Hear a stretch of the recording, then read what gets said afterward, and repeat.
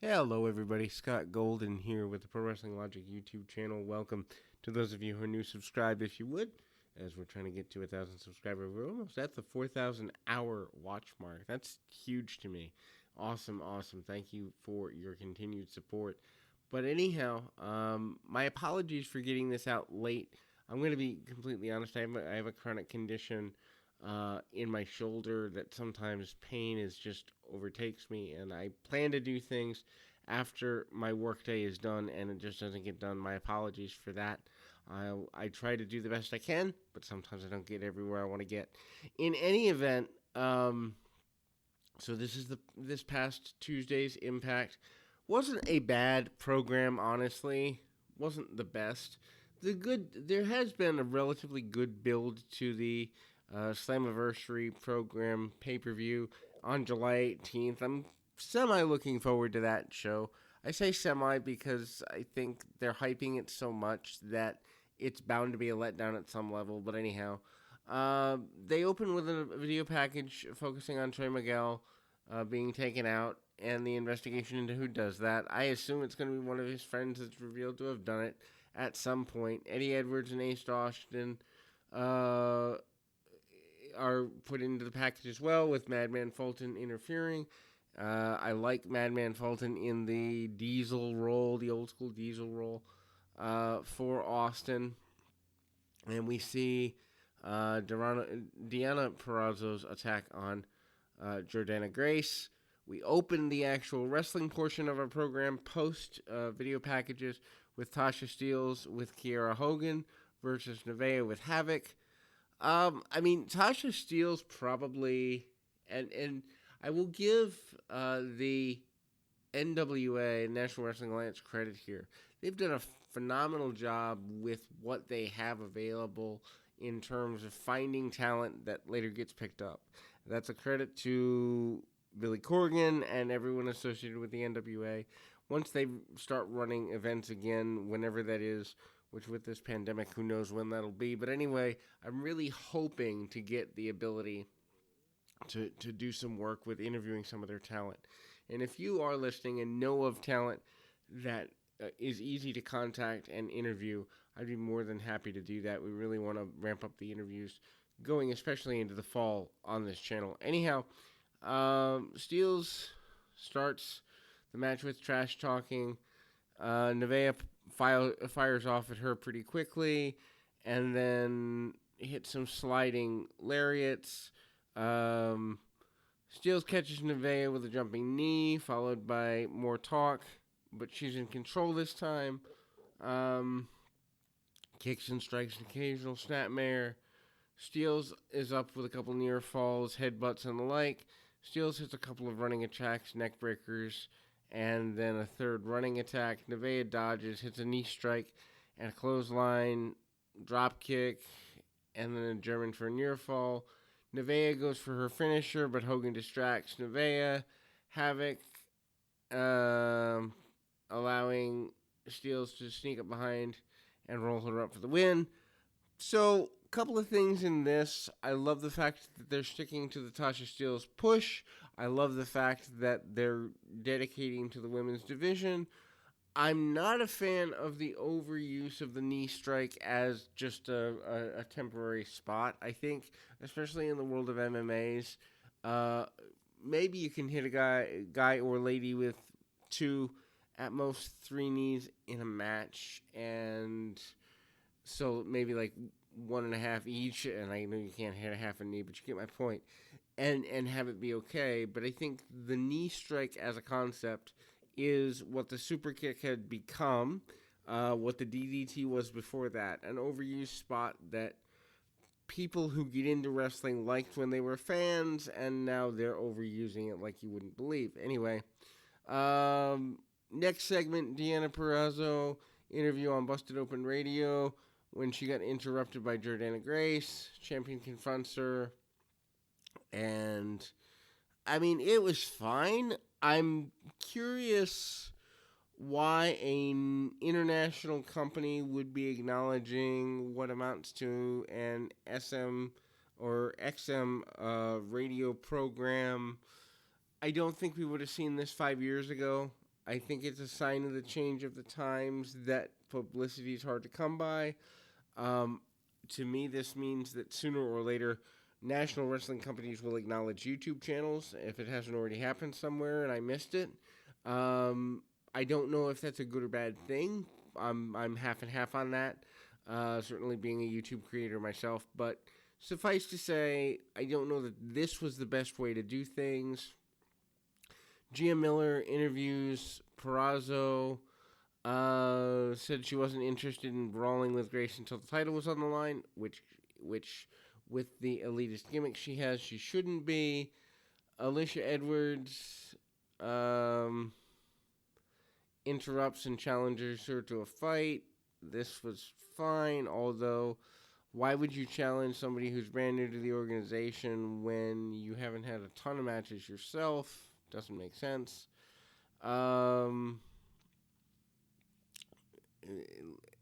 At least one former world champion is acknowledged as being part of the Slammiversary thing.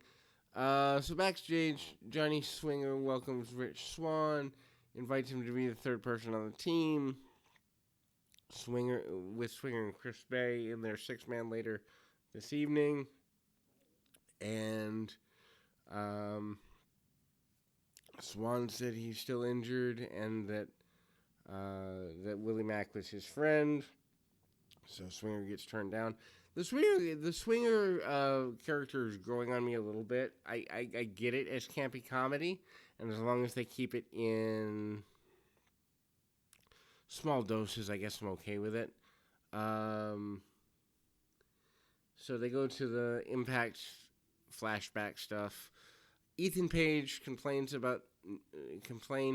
to his teammate Josh Alexander about Ken Shamrock getting much praise and respect instead of them. Longest reigning tag champs in the history of the promotion. Shamrock walks up and he hears Page talking trash. Alexander tries to get him to turn around, and Shamrock goes after them, and there's a challenge there. Moose forces some references of getting people to listen to him. And then, we ultimately see an acknowledgement of the fake world championships. Crazy Steve makes the challenge. He will challenge for it next week. Deanna Purrazzo and Alicia Edwards is up next. I mean, it was good for what it was. I don't know that this is the match that I would have put Purrazzo in to debut the virtuoso character. Obviously, it being a squash was the right thing, but could they have had somebody do it differently and do it? I don't even know that I would say better. Just sell her offense more convincingly, probably so. She uses a bunch of technical maneuvers. Alicia makes it to the ropes, keeps working over the arms, and hits a short arm clothesline. Purrazzo comes back with a running knee lift and an armbar for a submission win. After the match, Jordana Grace runs to the ring, and Purrazzo says she's gonna fight only when she decides to fight. This was good.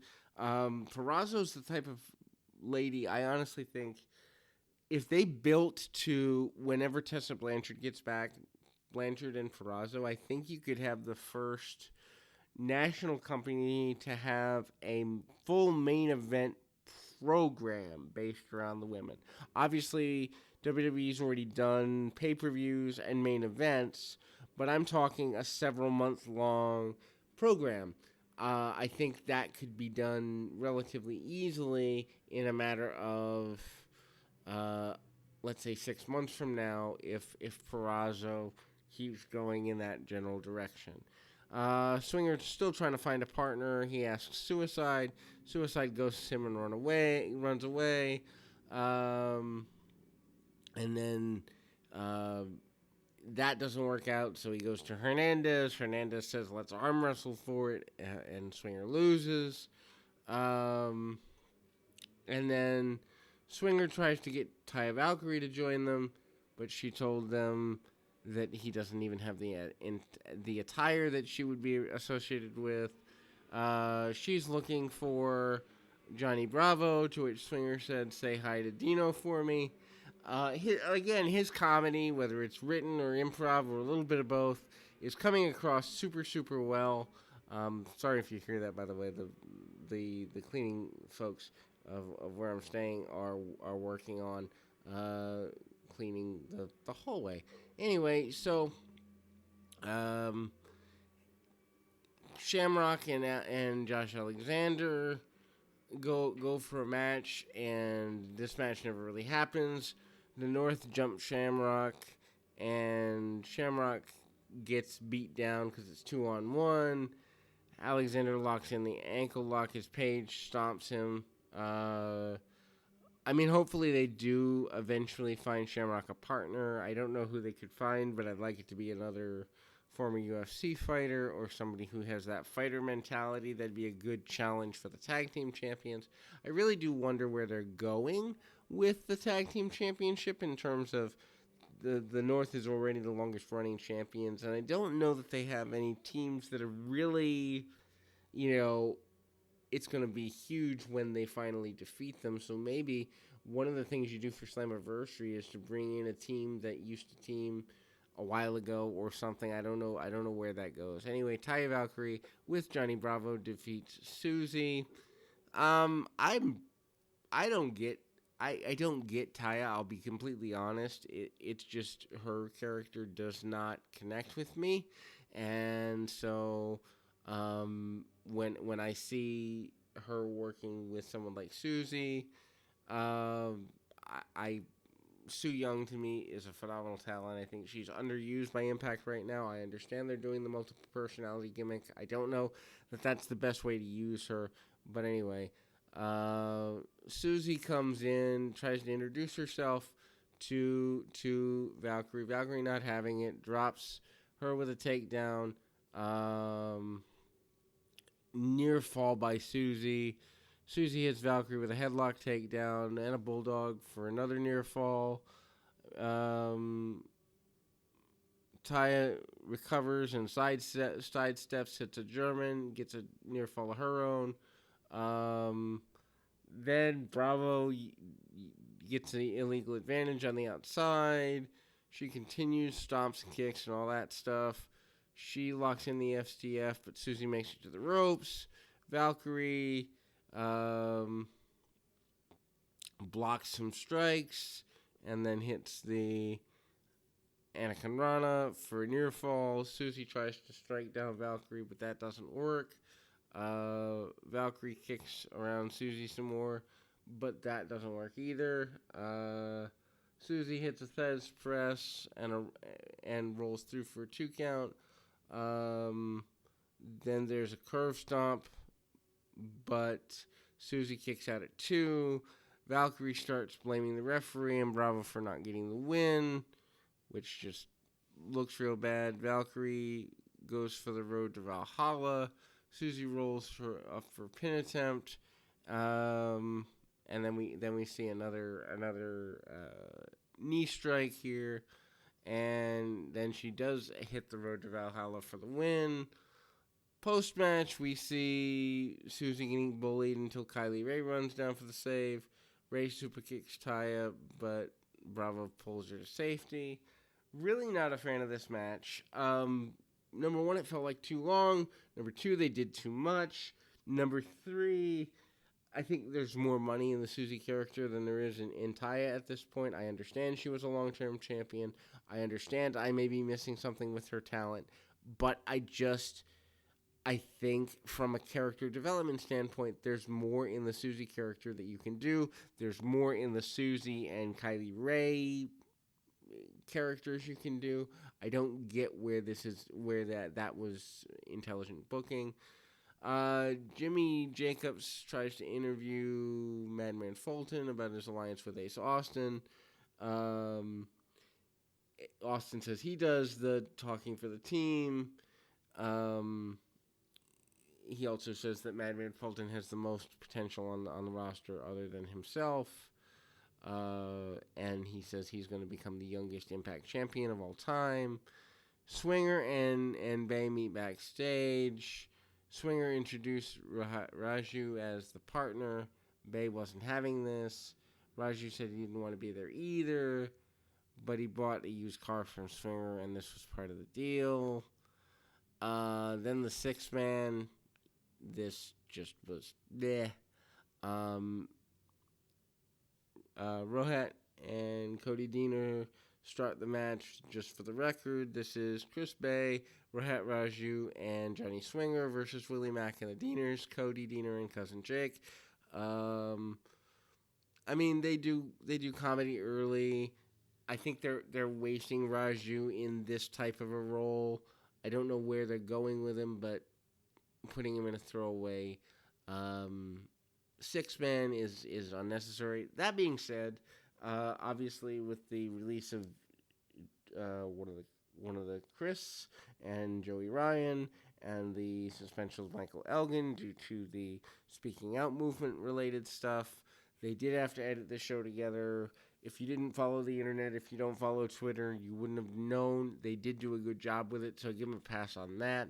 Obviously, they had to pull segments that tied up time, probably 10 or 15 minutes of the show might have been those particular talents, and so not knowing what they had to do, they made this work.